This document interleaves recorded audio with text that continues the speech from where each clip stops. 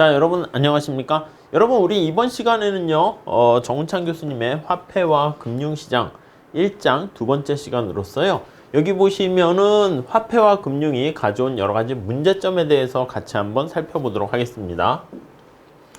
자, 우선 화폐의 여러가지 긍정적 기능 우리가 먼저 살펴봤는데, 이번 시간에는 화폐와 금융의 역기능에 대해서 한번 살펴볼게요.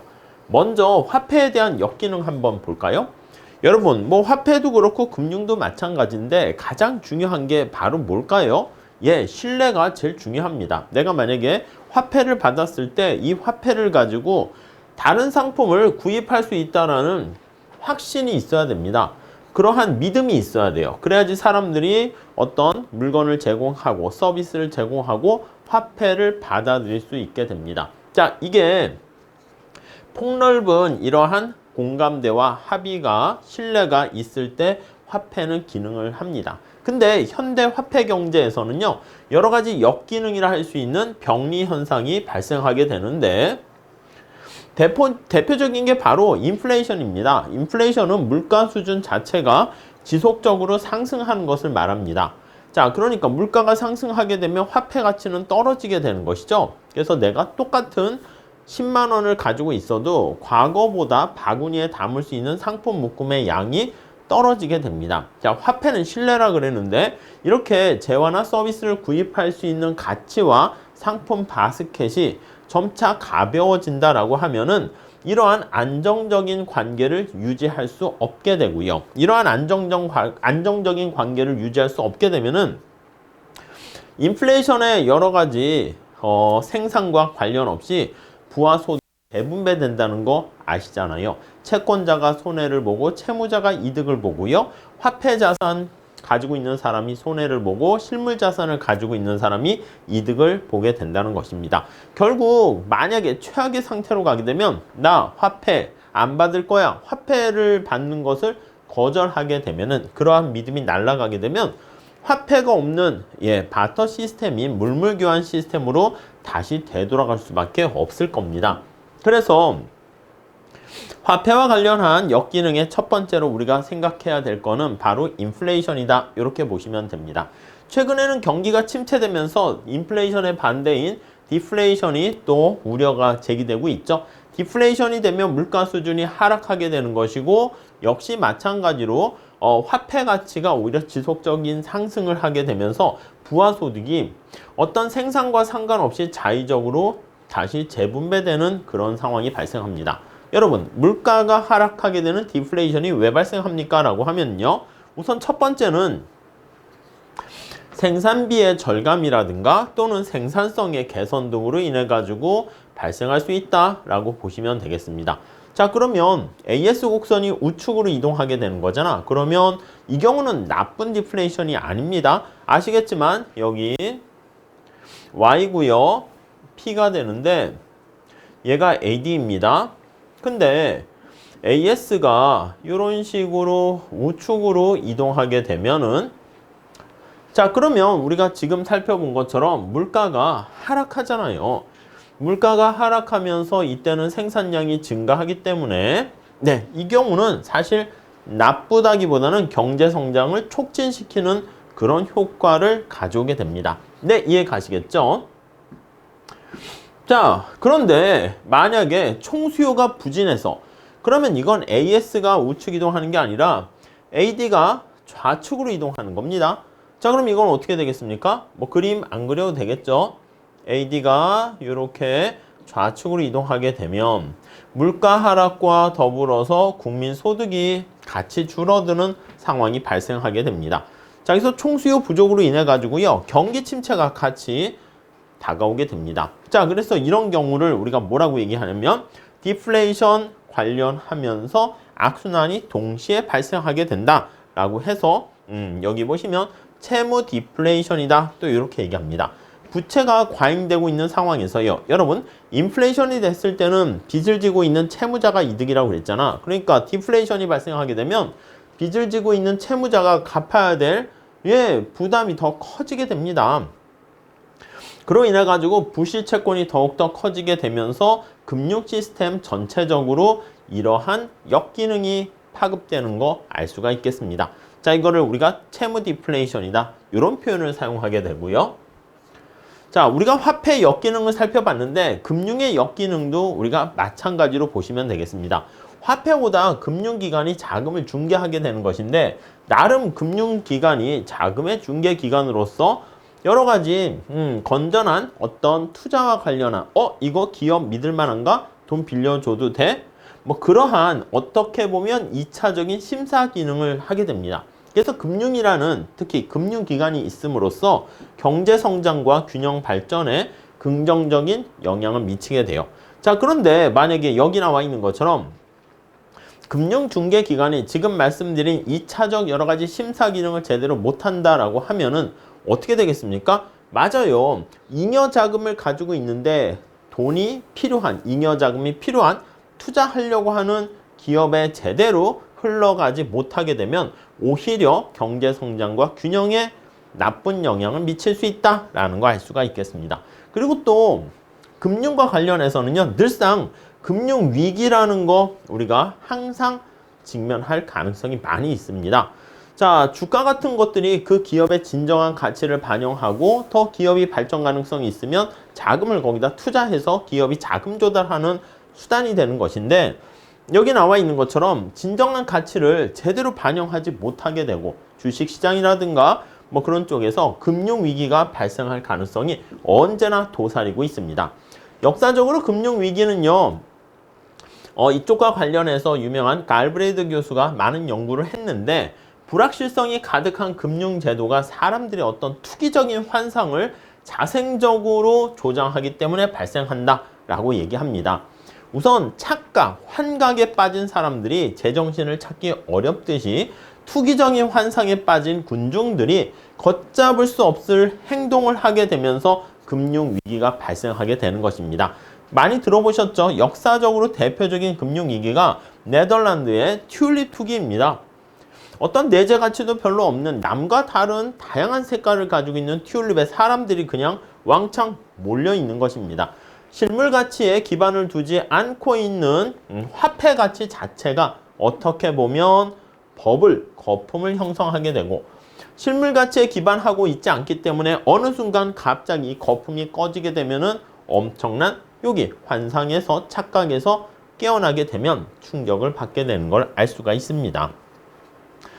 튤립 열풍 이후에 또 프랑스에서는 여기 보시면 미시시피 버블이 발생하게 되었고, 영국에서도 남해 주식회사 버블이 발생하게 되었습니다. 이것도 전부 다 어떻게 보면은 사람들이 광적인 투기 열풍이 불어 닥치게 되면서 갑자기 그 버블이 꺼지면서 큰 충격이 발생하게 된 대표적인 사례라고 볼 수가 있겠습니다. 1929년 대공황 같은 경우도 사실 버블이 꺼졌기 때문이다라고 주장하기도 합니다. 20년대 초에 플로리다 지역 같은 경우 어떻게 됩니까? 그렇죠. 날씨 되게 좋고 해안가에서 수영하면서 즐거운 워라밸을 할 수 있는 지역 아니겠습니까? 이쪽으로 많은 사람들이 부동산 열풍이 불게 되었습니다. 근데 이거와 마찬가지로 지속적인 가격을 상승하려면 누군가가 비싼 가격에 사줄 사람들이 계속 줄 서서 대기하고 있어야 되는데, 그러한 자금원이 사라지게 되면서 이러한 부동산 버블이 꺼지기 시작했다라고 보시면 되겠습니다. 자, 그래서 투기적인 이 열풍이 부동산 가격 폭락으로 인해 가지고 여기에 폭락된 게 점차 다른 시장에도 전염이 되면서 주식시장으로 옮겨가서 주식시장의 대폭락의 위기를 맞게 되면서 대공황이 시작되었다, 이렇게 보시면 되겠습니다. 2009년, 2007년 글로벌 금융위기도 마찬가지입니다.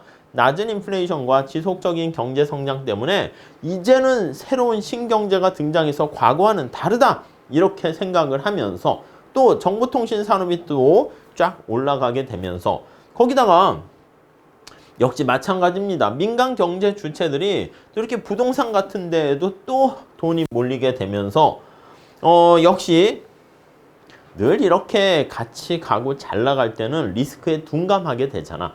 그러면서 남들이 사실 비트코인, 가상화폐 이런 것도 비슷하고요.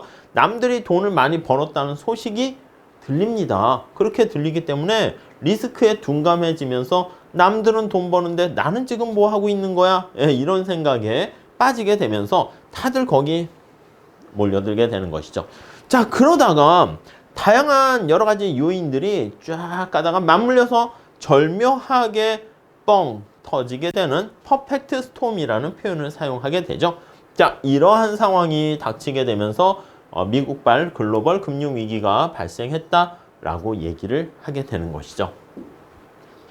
자, 우리 교재에 보시면 금융위기와 관련한 몇 가지 유형을 제시하고 있습니다. 외환위기다라고 하면 이제 헤지펀드 같은 투기적 자본이 공격을 하게 됩니다. 어느 한 나라의 화폐 가치를 팍 떨어뜨리게 되는 것이고, 자국은 그 화폐 가치를 지키려고 외환 보유고 갖고 있던 걸 쏟아붓는데 그 게임에서 지게 되는 거야. 그러다 보면 진짜 위기에 봉착하게 되는. 자, 그리고 금융위기, 외환위기 말고 은행위기라는 게 있습니다. 다수의 은행들이요, 실제로 도산을 하거나 사람들이 은행에 맡긴 돈을 내가 찾지 못할 것 같아 라는 생각이 들면 은행으로 막 현금을 인출하려고 달려갑니다. 그걸 뱅크런이라고 얘기하죠. 이러한 예금 인출 사태가 갑자기 일어나게 되면, 자, 우리 은행이라는 것은 부분 지급 준비 제도를 이용해 가지고 사람들이 맡긴 예금액을 100% 보유하지 않아도 되잖아. 근데 이렇게 진짜 불안이 조성되면서 뱅크런 현상이 발생하게 되면 금융 시스템, 은행 시스템 전체가 붕괴되는 결과를 초래하게 되고요. 특히 은행 쪽에서 그러한 광범위한 불신으로 인해서 시스템이 붕괴되었다. 그걸 은행 위기다. 이렇게 보시면 되겠습니다. 지금 말씀드린 것처럼 이런 은행 위기 같은 것들이 점차 파장이 커지게 되면서 금융시장 전체가 제 기능을 하지 못하고 그 결과 실물시장에 대규모 영향을 미치게 되는 것을 시스템 금융 위기다, 이렇게 얘기를 하게 됩니다. 자, 그 다음 외채 위기라는 것은 국가가 역시 다른 나라에 이제 돈을 빌리게 되는 것입니다. 근데 그 외채의 원리금을 갚지 못하게 되는 상태, 이거를 외채 위기다라고 생각하시면 되겠습니다. 자, 근데 앞에서 말씀드렸던 이러한 여러 가지 은행 위기, 금융 위기, 시스템 금융 위기, 이런 것들이 외환 위기 전부 다 사실 맞물려 있다라고 생각하시면 되겠습니다. 그렇기 때문에 시작 자체는 어떤 외채 위기에서 시작될 수 있고 은행 위기에서 시작될 수 있지만 그게 전반적인 시스템 전체로 번지게 되면서 문제가 확산된다라고 보시면 되겠습니다. 참고로 읽어보시고요. 자, 그 다음 우리가 공공재로서의 화폐와 금융 이렇게 나와 있습니다. 공공재라는 게 뭔가? 그것도 뒤에 다시 한번 설명드리도록 할게요. 화폐와 금융은 어떻게 다른가? 사실 뭐 비슷하게 보셔도 되지만 화폐라는 것은요, 우리가 물물 교환을 통해 가지고 교환의 어려움, 거래 비용 발생하는 것을요, 욕망의 이중적 일치를 맞추기가 어렵다고 그랬죠.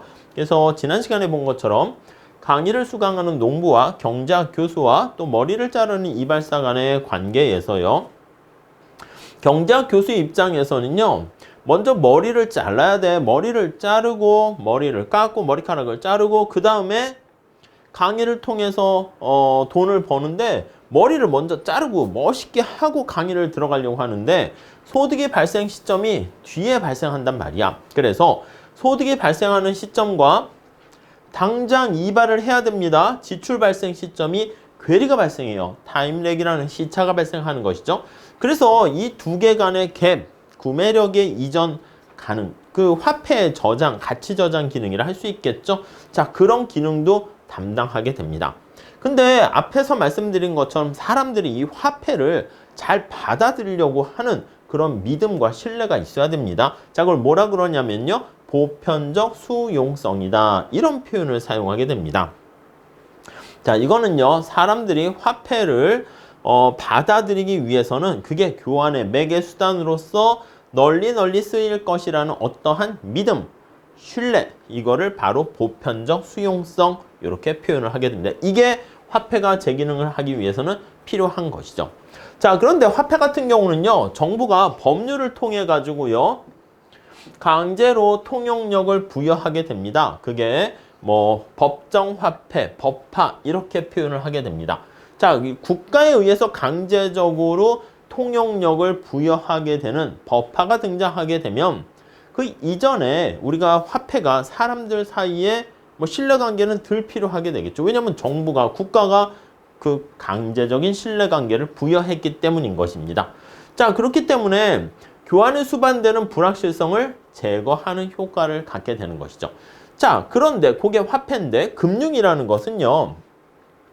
내가 더 나은 가치를 제공받기로 하는 약정, 이자를 받아가지고 원금보다 더 많은 돈을 받게 되는 것이죠. 그거와 화폐 교환의 기능을 일시적으로 교환하는 활동, 그게 파이낸스라고 하는 금융 기능이다 라고 보시면 되겠습니다.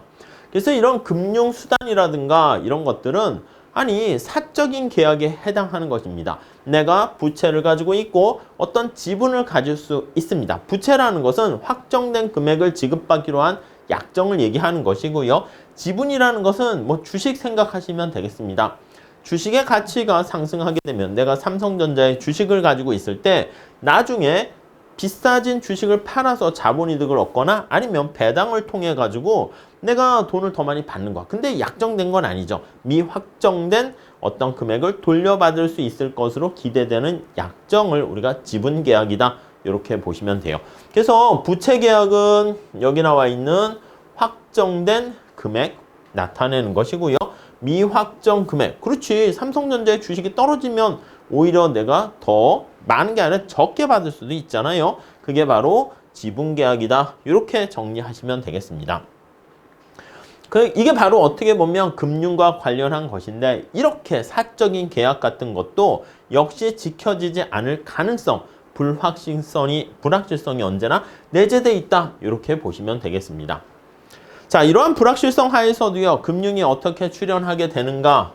그것은요. 앞에 얘기한 것처럼 이렇게 가치를 저장하는 서비스를 제공할 수 있기 때문이다. 그리고 교환을 촉진하는 데 있어서 화폐보다는 훨씬 더 금융이 나은 가치를 저장할 수 있는 수단을 제공하게 됩니다. 역시 마찬가지입니다. 금융도 화폐랑 똑같이 신뢰가 있어야만 본질적으로 우리가 거래의 어떤 역할을 할 수가 있게 되는 것이죠. 자, 그래서 보통 이러한 불확실성을 줄이면서 신뢰를 마련하기 위해서 금융기관, 금융시장과 같은 여러 가지 어떤 장치가 필요하게 되는 것이죠. 금융기관, 특히 은행이라는 게 뭘 나타냅니까?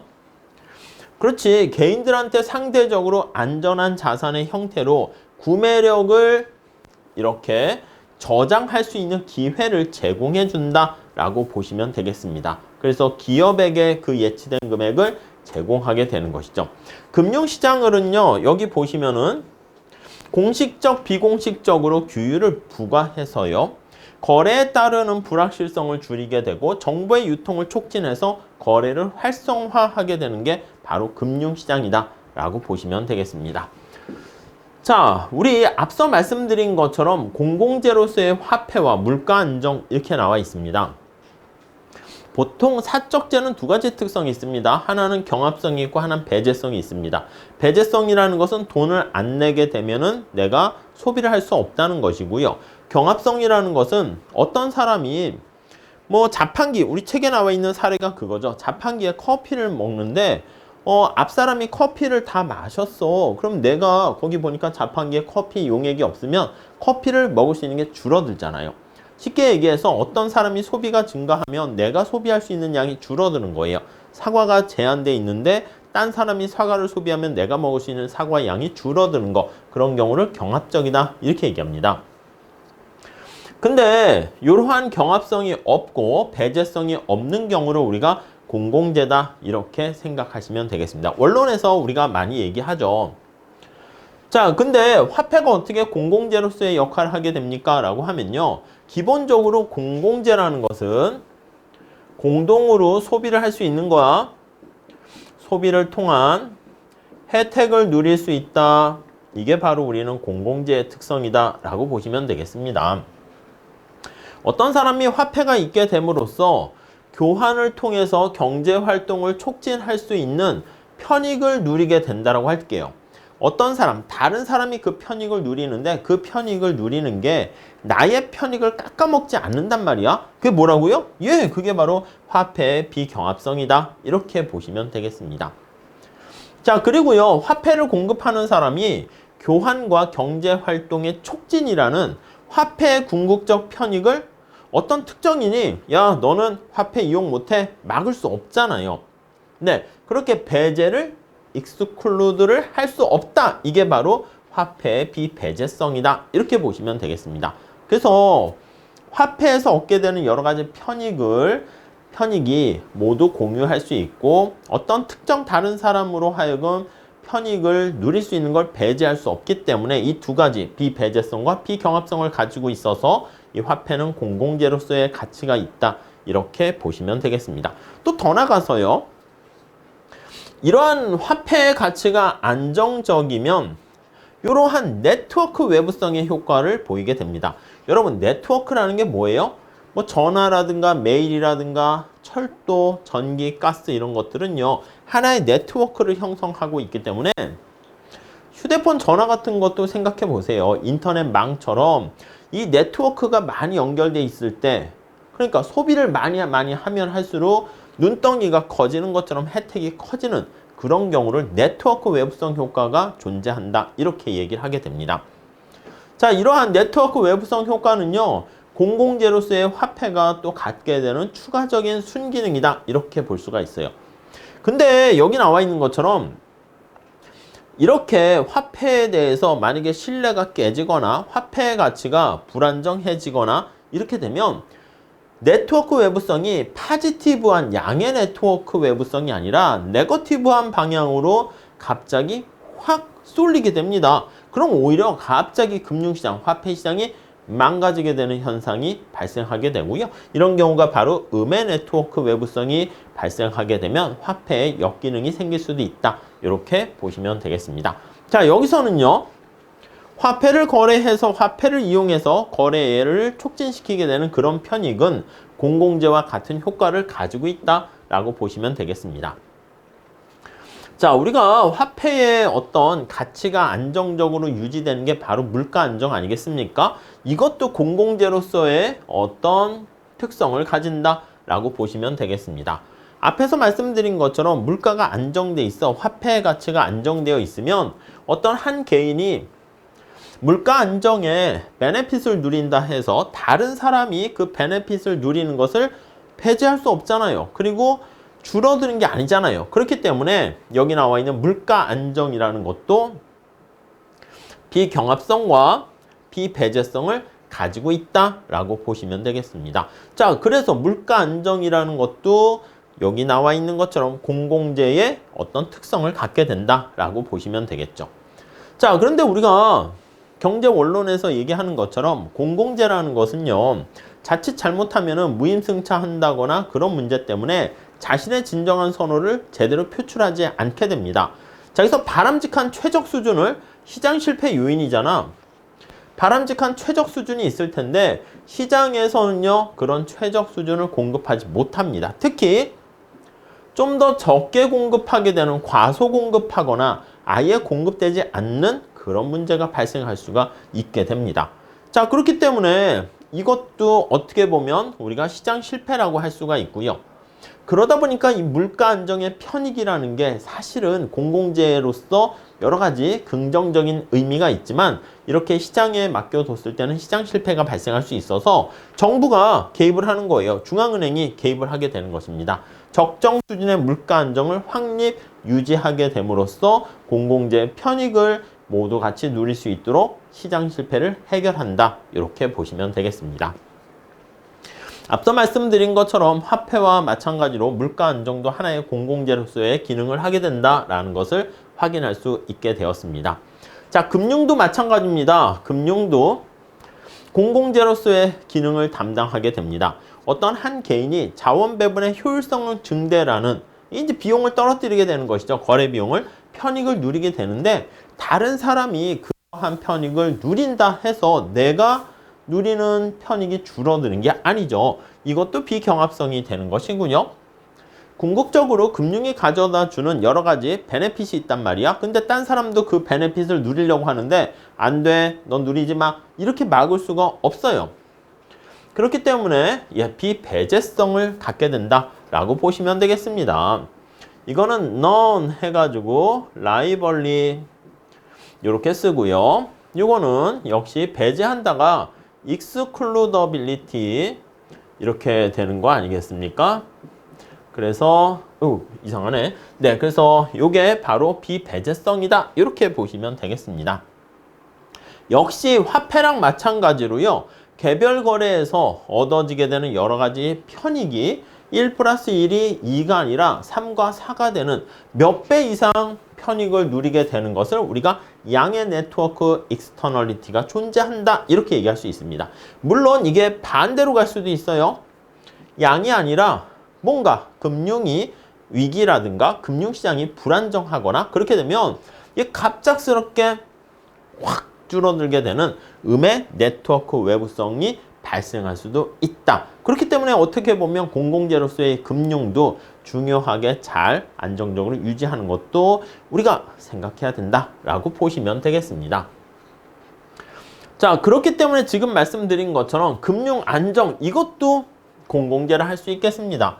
역시 우리 책에 보시면은요, 금융 안정이 마찬가지로 비경합성과 비배제성을 가지고 있어서 공공재와 같은 특성이 되는데 이걸 시장에 맡겼다라고 하면 공공재 그 특성상 프리라이더 문제가 존재할 수 있고요. 아무도 그 대가를 부담하려 하지 않습니다. 하지만 편익은 누리려고 합니다. 그렇기 때문에 많은 나라에서는요, 정책당국 정부가 여기 나와 있는 금융 안정이라는 공공재의 확립, 유지, 이거를 누리려고 이렇게 잘 지키려고 노력을 한다라고 정리를 하시면 되겠습니다. 자, 우리가 왜 화폐금융론을 공부하는가 이렇게 5절에 나와 있습니다. 존 힉스 교수는 뭐라 그랬냐면 화폐금융 현상의 진화가 다음에 두 가지 측면과 밀접한 관련이 있다고 그랬습니다. 첫 번째는 우리가 계속 얘기하는 것처럼 화폐가 존재함으로써 비용을 줄이면서 효율성을 높일 수 있게 되었다라고 보시면 되겠습니다. 어떤 거? 거래 비용을 절약하게 되는 것이죠. 그리고 가치 저장을 더 원하는 사람들이 있습니다. 그렇기 때문에 금융이라는 게 또 존재함으로써 효율이 높아지게 된다. 이게 두 번째는요. 불안정성을 또 특징으로 합니다. 여기서 제일 중요한 거는 늘 계속 말씀드린 것처럼 신뢰가 중요합니다. 근데 이 신뢰가 무너지게 되면 화폐와 금융이 그 기능을 한 번에 다 잃어버릴 수가 있게 된다. 라고 보시면 되겠습니다. 자, 그렇기 때문에 금융 시스템이 순조롭게 작동하기 위해서는 화폐 및 금융 시스템을 잘 제어해주는 동시에 이를 지지해주는 제도적인 틀이 필요하다. 이렇게 볼 수 있겠습니다. 자, 바람직한 그럼 제도의 틀을 어떻게 마련하고 발견하는가?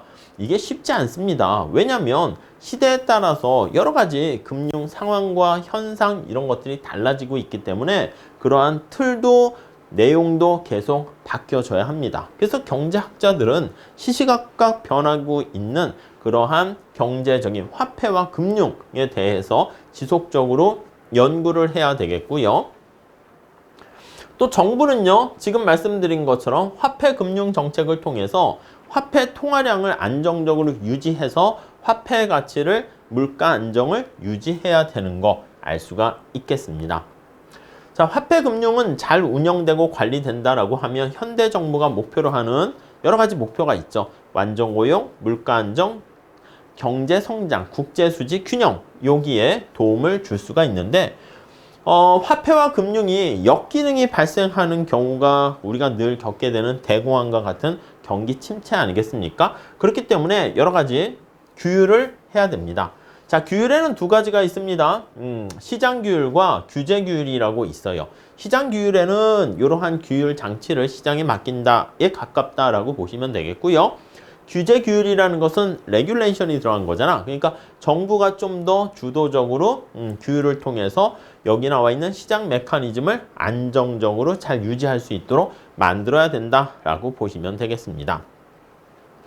앞에서 말씀드린 것처럼 화폐와 금융은 기본적으로 사적재인 측면도 갖고 있지만 공공재로서의 측면도 가지고 있기 때문에 역기능이 발생하게 되면 사적 비용과 공적 비용이 모두 수반돼서 발생할 수 있습니다. 그렇기 때문에 적절한 결합을 통해 가지고 갖춰야 할 구체적인 내용이 무엇인가를 잘 마련해야 되는데 이게 정교한 이론을 바탕으로 현실 경제의 냉철한 분석을 해야만 얻어질 수 있을 것으로서 앞으로 계속 노력을 해야 된다라고 하면서 내용을 끝맺고 있습니다.